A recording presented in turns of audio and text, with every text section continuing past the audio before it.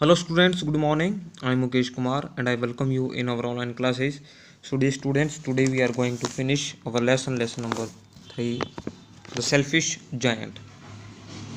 तो जैसा कि हमने कल पढ़ा था, the giant was asking the children where is his friend, his little friend who kissed him, and when the children said to him that they didn't know where he lived or where he had gone, then the giant felt very sad. और उसके बाद हम आज शुरू करते हैं आज का हमारा।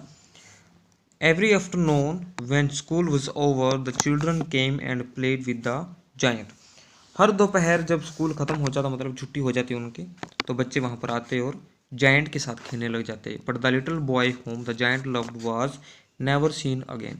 लेकिन उस छोटे से बच्चे को जिससे जाइंट प्यार करता था वो वहाँ पर नहीं आया, मतलब उसके बाद वो कभी नहीं दिखाई दिया।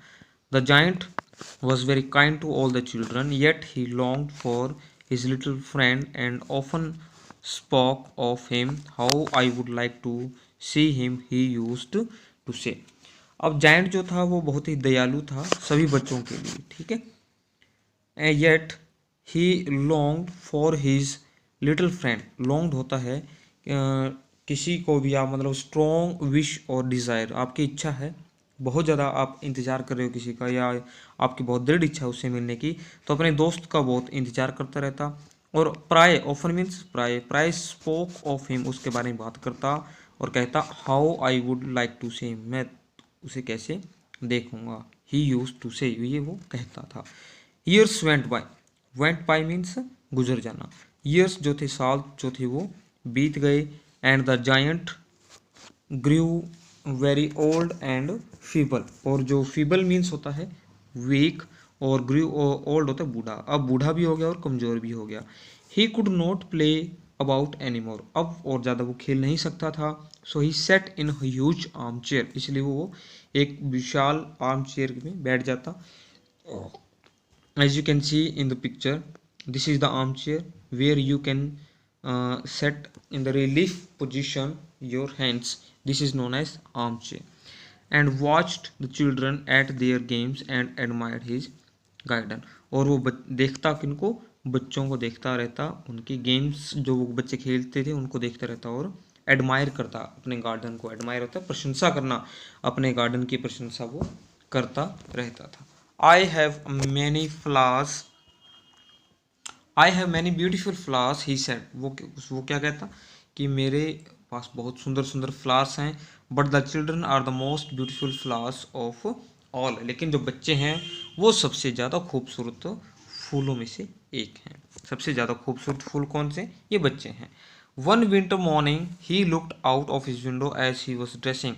एक विंटर मॉर्निंग, विंटर मतलब जो शरद ऋतु आई, तो उसमें मॉर्निंग में क्या, उसने विंडो के बाहर देखा, जैसे कि वो कपड़े वगैरह पहन रहा था। ही वॉज ड्रेसिंग, मतलब तैयार हो रहा था।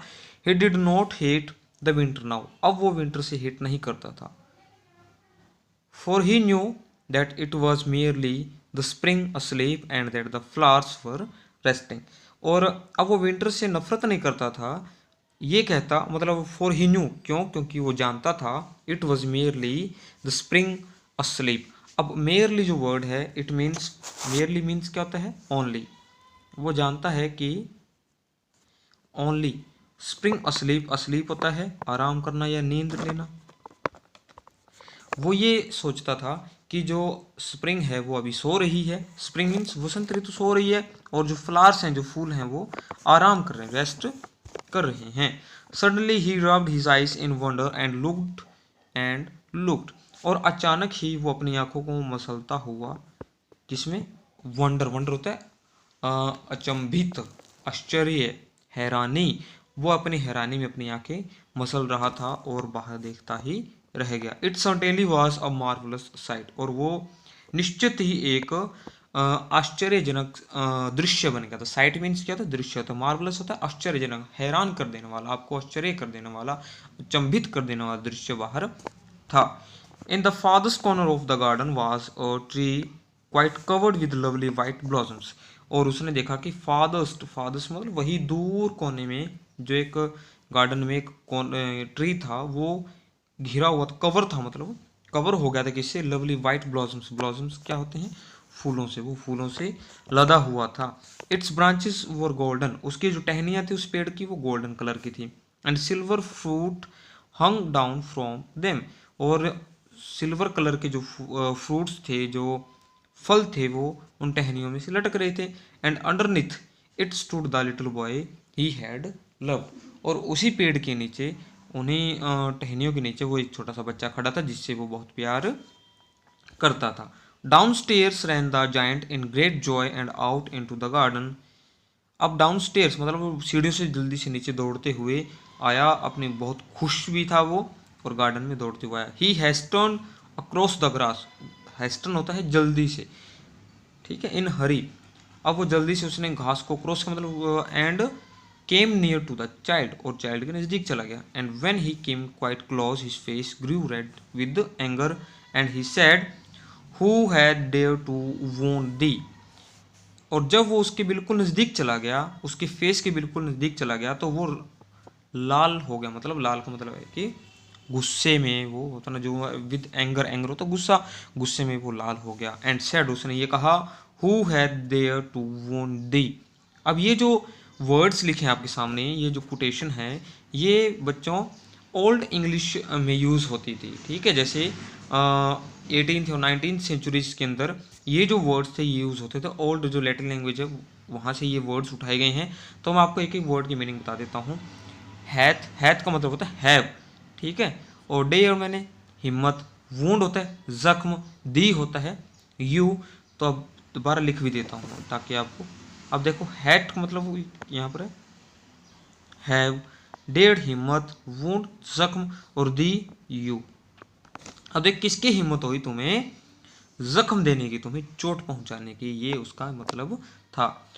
फोर, अब देखिए क्यों उन्होंने कहा for. On the palms of the child's hand were the prints of two nails and the prints of two nails were on the little feet. क्यों कहा, क्योंकि जो बच्चा है उसके जो पाम्स है, उसकी जो हथेलियां हैं हाथों की, वहां पर दो नेल्स के निशान थे। मतलब उसके दो नेल्स किसी ने मारे होंगे, मतलब कुछ चोट के निशान थे नेल्स मारने के, और दो निशान उसके पैरों पे थे, ठीक है। जैसे एक हाथ पे एक था, दूसरे पे, और वैसे ही दोनों पैरों पे एक एक निशान था। अब नीचे फिर वही statement, who had dare to wound thee, कि तुम्हारी किसकी हिम्मत हुई तुम्हें चोट पहुंचाने की। क्राइड द जायंट, जायंट चिल्लाया, tell me that I may take my big sword and slay him. और वो कह रहे हैं कि मुझे बताओ, और मैं I may take my big sword, और मैं अपनी बड़ी सी तलवार लूँ, और slay him, slay means kill, और उसको मार दूँ। आगे है थोड़ा सा ये, अब ज़्यादा नहीं टाइम लगने वाला है। Nay answer the child, nay means होता है एक्चुअली। अब बच्चे ने उसको रोक दिया, but these are the wounds of love. अब उसने, बच्चे ने कहा कि एक मिनट रुको, रियल में ये जो जख्म हैं ये प्यार के जख्म हैं। Who art thou, art means are, ठीक है। ये और लिख देता हूँ, हु मीन्स होता है कौन, एक बार ये नीचे वाले डिलीट हो जाएंगे। हु मीन्स कौन, आर्ट होता है ये भी लास्ट, ओल्ड इंग्लिश में आर को आर्ट लिखा जाता है। दाउ मीन्स यू।